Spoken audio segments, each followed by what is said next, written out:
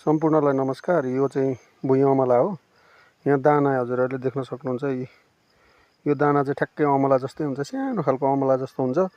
हजुरहरूलाई जन्डिस भएको छ भने यो चाहिँ 2-3 वटा मुन्टा टिपेर पखालेर चबाउँदा नि हुन्छ र यसको 4-5 वटा पात टिपेर हजुरहरूले कुटेर उमालिसकेपछि अब तातो पानीमा उमालेर हजुरहरूले 1 गिलास छानेर खानुभयो भने पनि कलेजोको बिमार पुरै निको हुन्छ। हजुरहरूले 1 महिना जति खानुपर्ने हुन्छ।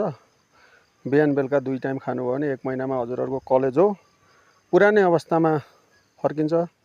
र यो औषधिलाई चिनौँ। औषधिले हजुरहरूलाई जीवन दिन सक्छ। यो औषधिको प्रयोग गरेर हजुरहरूले कस्तो हुन्छ कमेन्ट गर्नुहोला। र जडीबुटी भनेको जीवन हो।